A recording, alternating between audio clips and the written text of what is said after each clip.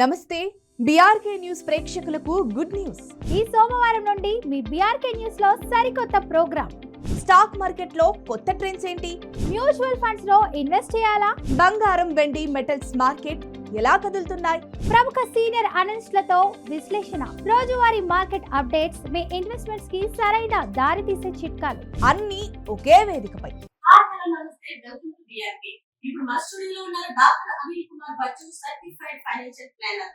ఆయనకి మరిన్ని డౌట్స్, అది కూడా స్టాక్ మార్కెట్ మీద మరిన్ని డౌట్స్ అడిగి క్లారిఫై చేసుకున్నాం. నమస్తే సార్. నమస్తే అండి. ఎలా ఉన్నారు? వండర్ఫుల్ అండి.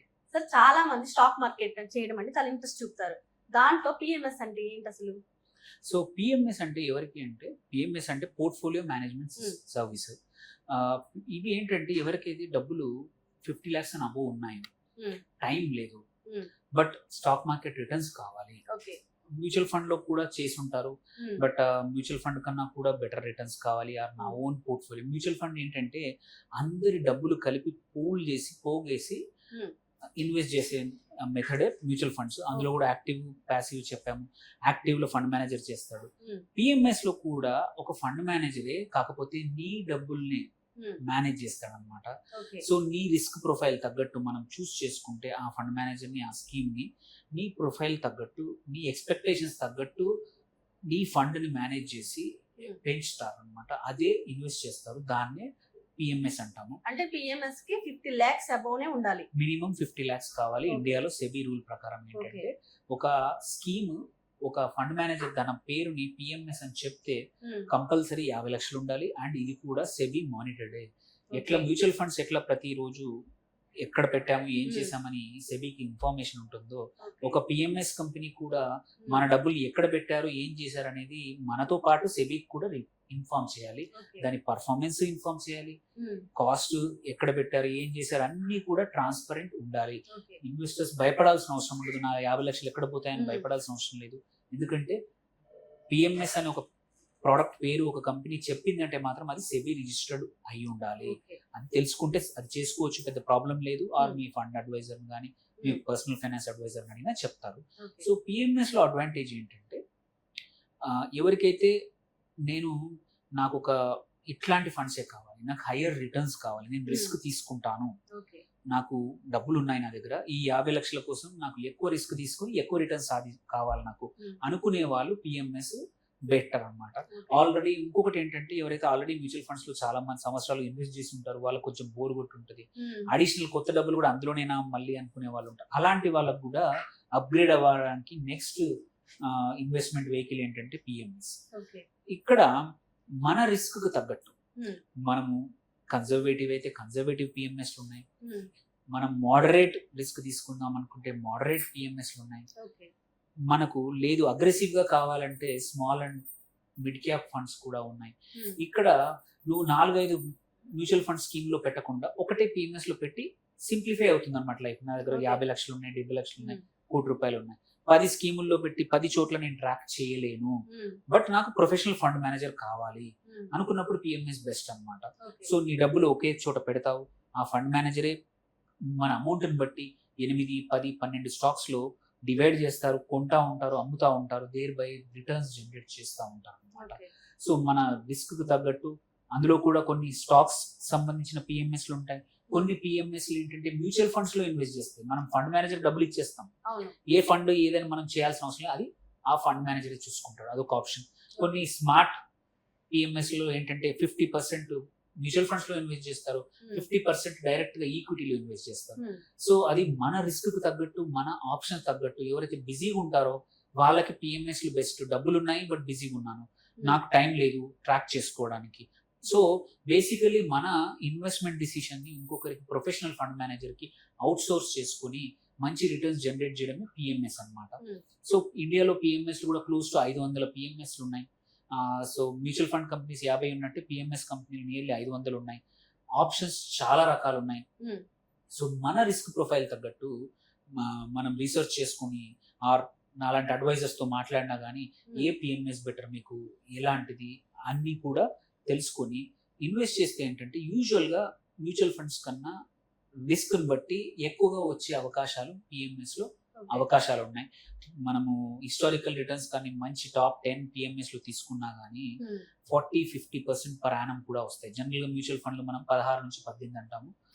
ఇక్కడ కూడా జనరల్ గా మనం 20 నుంచి 25% PMS కి వస్తుంది అని చెప్తాము. సో అందుకోసమే PMS ఎవరికైతే ఆల్రెడీ పెద్ద అమౌంట్ ఉంది, హైయర్ రిటర్న్స్ తీసుకుంటాను అనే వాళ్ళకి PMS బెస్ట్. కాకపోతే ఏంటంటే టాక్సేషన్ మాత్రం చాలా ఇంపార్టెంట్. ఇక్కడ టాక్సేషన్ ఇండివిజువల్ లెవెల్ నీ చేతిలో ఉంటుంది.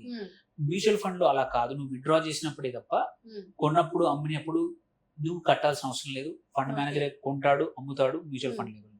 PMS లో మాత్రం ఏవి కొన్నా ఫండ్ మేనేజర్ ట్యాక్స్ నీకే అప్లై అవుతుంది. Whether short term capital gain కానీ, షార్ట్ టర్మ్ క్యాపిటల్ లాస్ కానీ, లాంగ్ టర్మ్ క్యాపిటల్ గెయిన్ కానీ, లాంగ్ టర్మ్ క్యాపిటల్ లాస్ కానీ, అంతా నీ మీదే ఉంటుంది. నువ్వు ఎక్కువ రిటర్న్ జనరేట్ చేయాలని చూసుకుంటే ఎక్కువగా ట్యాక్సెస్ కూడా కట్టాల్సి వస్తుంది. అండ్ ఇంకొక థింగ్ ఏంటంటే ఇంపార్టెంట్, ఇక్కడ most of the PMS performance oriented fee కూడా తీసుకుంటాయి. ఒక basic fund management fee, like mutual fund మనం ఒక 1% నుంచి 2%, 2.25 వరకు ఎలా మ్యూచువల్ ఫండ్స్ ఛార్జ్ చేస్తాయో టోటల్ ఎక్స్పెన్స్ రేషియో అంటాము. ఇక్కడ కూడా 1.5 నుంచి 2.5 వరకు ఒక్కొక్క ఫండ్ హౌస్ చేస్తుంది. సైమల్టేనియస్లీ ఆర్ మనకు వచ్చిన అడిషనల్ రిటర్న్ లో ఇంత percentage, example 10% of profits or 20% of profits, ఏది హయ్యర్ ఉంటే అది తీసుకుంటారు. యూజువల్లీ 1-to-1 మనము ఆ ఫండ్ మేనేజర్ తో మాట్లాడి ఆ ఫండ్ యొక్క కండిషన్స్ బట్టి మాట్లాడుకొని డిటర్మైన్ చేసుకుంటాం అనమాట. ఒక్కొక్క ఫండ్ ఒక్కొక్క కండిషన్ ఉంటుంది. బట్ పర్ఫార్మెన్స్ ఫీజ్ చాలా మటుకు ఫండ్స్ మెయింటైన్ చేస్తాయి. కొన్ని వద్దు అనుకుంటే వాళ్ళు 2.5 ఫ్లాట్ గా వసూలు చేస్తారు, మిగిలింది మీకు.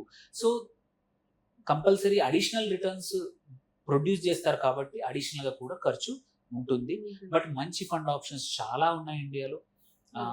ఎందుకంటే ఇక్కడ పోర్ట్ఫోలియో చిన్నది.